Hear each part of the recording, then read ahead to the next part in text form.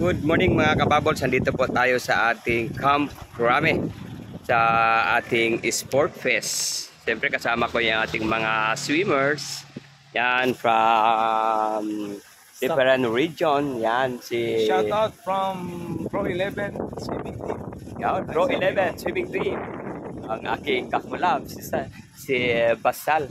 Yan pinapa-display ngayon yung mga time ng mga Philippine Constabulary.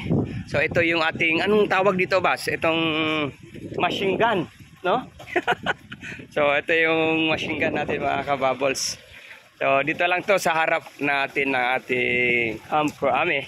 Siyempre tara, pasyalan ko muna kayo.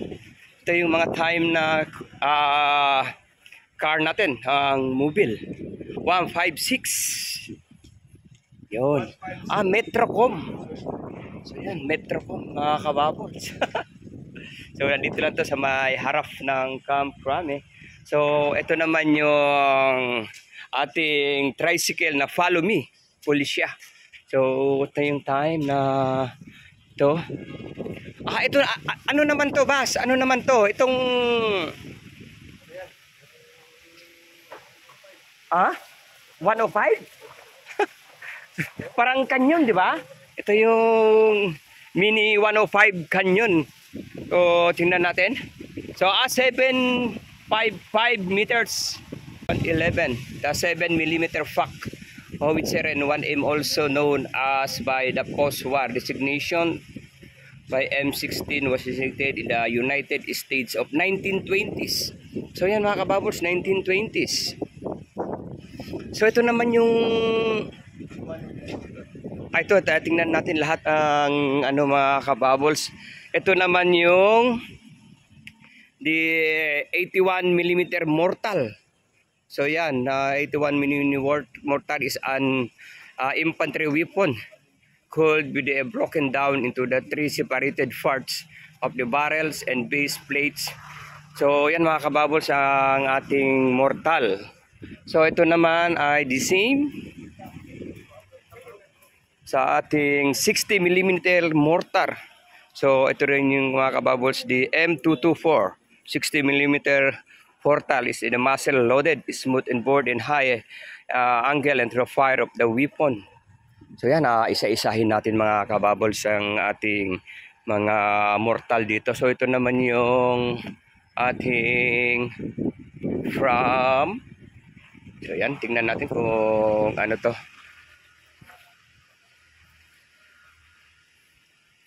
So ito naman kababols ang ating 50 caliber heavy machine gun. Yes, ito pala yung ating machine gun. The M250 caliber heavy machine gun is an automatic belt-fed and recoil and operated air cooler. So yan mga kababols sa ating mga 50 caliber Mini cruiser. Yan, so ito naman kababols ang ating Delta mini cruiser. Ito po sa ating IFP ang ating mga sasakyan. Ito din po ito sa harap ng Crame. Ano daw? Bakit? So dito naman po tayo sa ating isa, ang ating for official use only. Yan, ang ating MI1 151 ng Kennedy or the Mighty Mites. Yun, so ito naman kababols ang ating founder ng Police General Rafael T. Crame, the man who pacified the Philippines, who was the strange bred, the jungle patrol. The Filipino soldier did rise on the top of the lead of the fighting bred. So yan mga kababols, si Rafael Perez de Tagle Crame.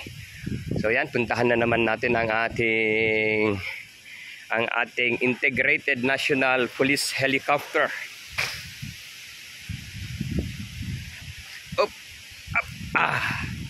So ayan po ang ating Integrated National Police Helicopter. So ito po yung the Dibo 105C Bolco. So yan mga kababols ang ating 105 PC Bolco. It's the light of the multipurpose utility in helicopter with the Allison 250 C18 turbine engines. So, developed in the 1972. So, yan mga kababos, 1972 ito. So, ito naman tayo sa ating Metrocom. So, ito naman kababos yung mga time na PCSAP Makatao.